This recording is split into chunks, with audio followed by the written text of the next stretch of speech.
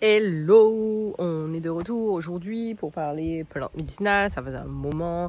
Aujourd'hui on parle d'une plante, bon comme ça vous la voyez pas, je vais vous mettre des vidéos de mes autres plants qui sont un petit peu plus gros. Mais hop là, je vais vous montrer ça, je pense que vous allez la reconnaître, voilà. Surtout à l'odeur, on parle du faux patchouli. C'est parti. Deux noms scientifiques, Trepadenia riparia, si je ne dis pas de bêtises. C'est la famille des Ah mon dieu, c'est pas vrai. C'est de la famille des Lamiacées. Donc les Lamiacées, c'est la même famille que les menthes, c'est la même famille que les lavandes. En fait, c'est les plantes qui sentent quand même assez bon, qui ont une forte odeur. C'est aussi de la même famille que du patchouli. Voilà. C'est une plante qui est originaire d'Afrique, surtout d'Afrique du Sud, et qui est très utilisée là-bas. Alors, elle a plusieurs noms. En anglais, c'est ginger bush, végébum, si je ne dis pas de bêtises, aux Antilles, et sinon mégabum dans les autres parties de la Caraïbe, mais plus communément appelée ici, en tout cas aux Antilles et en France en général, faux patchouli. En Afrique, humuravumba. Je dis pas de bêtises. Non, je vous mettrai le nom ici, parce que moi et la prononciation, vous savez déjà. Voilà, en gros, c'est une plante qui est souvent vendue sous la mauvaise appellation. On l'appelle efferalgan, mais ça n'a rien à voir avec l'efferalgan. Ça n'a rien à voir avec le gros thym, c'est vraiment différent. La plante peut atteindre jusqu'à 6 mètres de haut. Donc 6 mètres, c'est presque 3 fois ma personne. Je ne fais pas 2 mètres, mais quand même, c'est quand même très grand. Donc imaginez-vous 6 mètres d'arbre. Je n'ai jamais vu un gros thym ou alors un efferalgan, les vrais efferalgans, faire 6 mètres. En général, le maximum, je pense que c'est 3 mètres à 2 mètres 50, on va dire. Et encore, c'est vraiment que le gros thym, il est bien, quoi. En tout cas, donc ça, on va arrêter de faire l'erreur. Ce n'est pas de l'efferalgan, ce n'est pas du gros thym, ce n'est pas du doliprane. Ok, donc j'essaye de vous mettre la feuille le plus que possible. Donc voilà ici. Alors comment la reconnaître? Déjà, la forme de la feuille, voilà. Et de deux, ici, vous avez un revêtement qui est assez collant. Donc quand vous la touchez, déjà, vous avez une espèce de substance qui est collante sur le dessus. Et ensuite, deuxièmement, vous avez une odeur, en fait, alors certains disent que c'est un mélange de gingembre avec de la sauge. Moi, personnellement, la référence, c'est le Vicks. Voilà, vous savez, le machin vert. Ça, pour moi, ça sent le Vicks. Voilà. Et ça sent très fort. Donc, si ça peut vous aider à la reconnaître. Et elle ressemble beaucoup à la feuille de patchouli. Je pense que c'est d'ailleurs pour ça qu'on l'a appelée, surnommée le faux patchouli. Sauf que la feuille de patchouli est un petit peu plus petite et un petit peu plus vert foncé. Celle-là est un petit peu plus vert clair, dépendamment de la saisonnalité du patchouli. Enfin bref, voilà. Donc, on va parler de ça aujourd'hui. Une grande majorité d'entre vous, vous avez cette plante dans votre jardin, on est d'accord. C'est parce que c'est assez envahissant. Voilà, nous, elle est déjà arrivée jusque là-bas. C'est super envahissant. Ça pousse comme ça, en vrai. Et on la regarde pas forcément parce qu'on se dit, qu'est-ce que je fais avec ça? On m'a dit que c'est de l'efferalgan. Ça doit être que pour les maux de tête de temps en temps. That's it. Alors que pas du tout. Que nenni, nous allons voir à quoi va vous servir cette plante. Et vous allez être étonnés parce que vraiment, c'est impressionnant. C'est parti. Alors déjà, il faut savoir qu'au Rwanda, cette plante, elle est extrêmement utilisée. Déjà, en Afrique du Sud en général et en Afrique aussi en général, elle est très utilisée. Elle est vraiment, je ne vais pas dire que c'est notre atout mot, mais elle est quand même très très présente dans la pharmacopée africaine. Donc, il faut savoir que cette plante-là, oui, je comprends pourquoi on l'a surnommée efferalgan, même si ce n'est pas de l'efferalgan. Bref.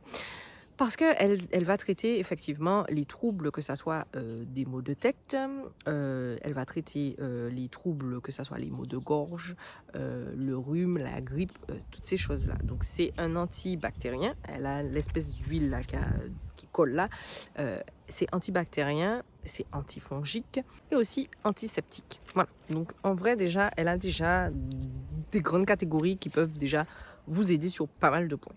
Donc, pour tout ce qui est problème respiratoire. C'est pour ça que nous, on a fait un shot avec ces plantes, avec ces feuilles-là, avec le patchouli, parce que pour les problèmes respiratoires, vous avez une toux qui est insistante, on va dire, qui ne veut pas partir. Vous avez des problèmes au niveau de votre respiration, surtout avec le Covid, n'est-ce pas?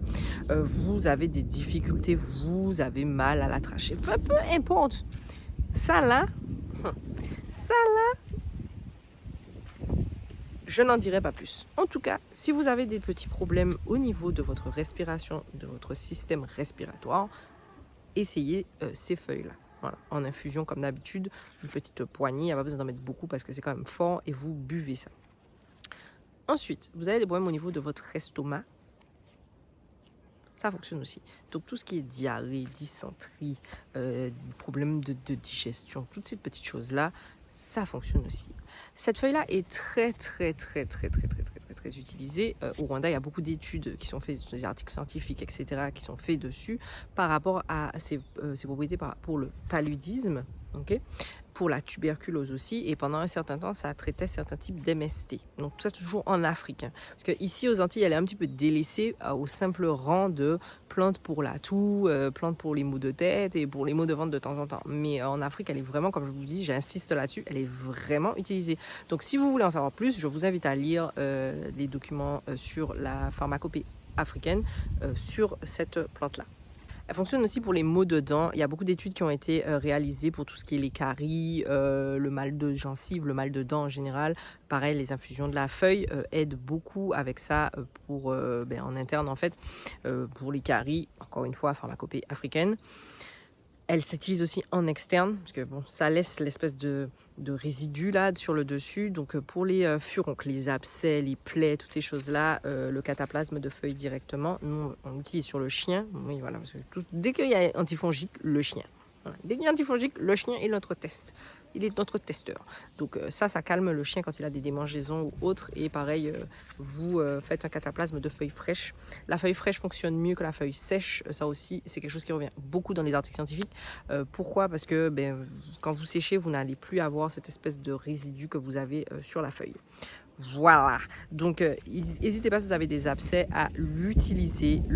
Si vous avez une toux persistante également, l'astuce c'est d'extraire le jus de la feuille et de le boire comme ça. Vous buvez une petite cuillère à café, une moitié de cuillère à café, ce que vous avez pu extraire en tout cas, et vous le buvez comme ça pour calmer les toux incessantes.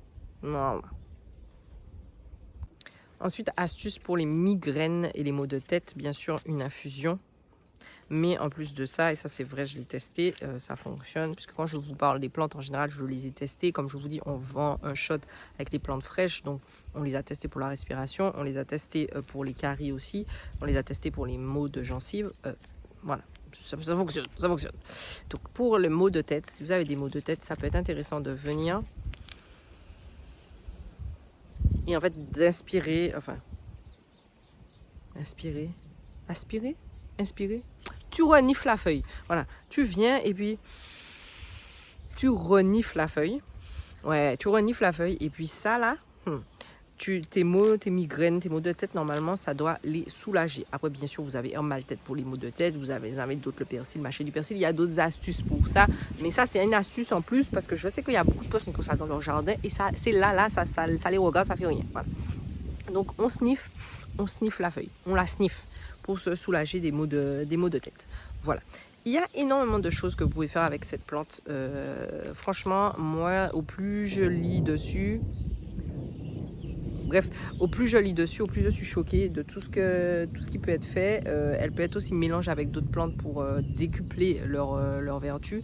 Il n'y a pas de toxicité révélée. Aux derniers articles scientifiques que j'ai lus, en tout cas, il n'y a pas de toxicité révélée.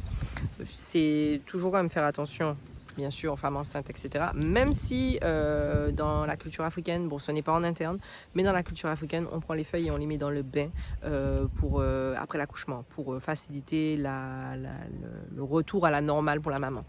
Voilà. Je vous mettrai les liens des articles scientifiques dont je parle, parce que voilà, des fois on parle des plantes, mais les gens se disent ouais, mais d'où vous tenez ça?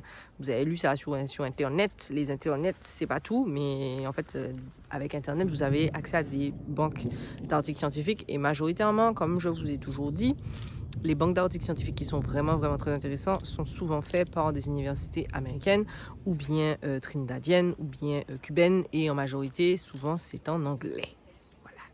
Donc les gens font ce qu'ils peuvent dans la traduction. Et il y a beaucoup de plantes qu'on a ici qui sont répertoriées, mais c'est en anglais. Voilà. Donc je vous mettrai quand même les liens. Je vous mettrai des liens aussi en français. Voilà. Parce que bon, une fois que vous avez le nom scientifique, c'est plus facile pour vous de retrouver. Ça fait des belles fleurs Ça fait des belles fleurs bleues. Ça pousse quand même assez facilement ici sous un climat tropical. C'est sûr que sous un climat un petit peu plus tempéré, ça doit être galère pour le faire pousser. Mais je pense que si vous pouvez faire pousser du Plectantrus, donc du gros thym, en France, c'est possible de faire pousser cette plante-là aussi en France. Voilà. Je m'arrête là, vous savez déjà, on va pas en parler 10 000 ans. Retenez que c'est bon pour la respiration, retenez que c'est bon pour les problèmes digestifs, retenez que c'est bon en externe, retenez de sniffer la feuille de temps en temps. Moi, perso, quand je suis stressée ou autre, j'aime bien aller la sniffer parce que ça me détend. Voilà. Et puis, comme d'habitude, si vous avez aimé cette vidéo, si cette vidéo vous a été utile, s'il vous plaît, laissez un petit pouce, un petit commentaire. La cagnotte est toujours en ligne. Voilà. Et puis on se retrouve la prochaine fois pour une nouvelle plante ou pour une nouvelle vidéo. Bye bye.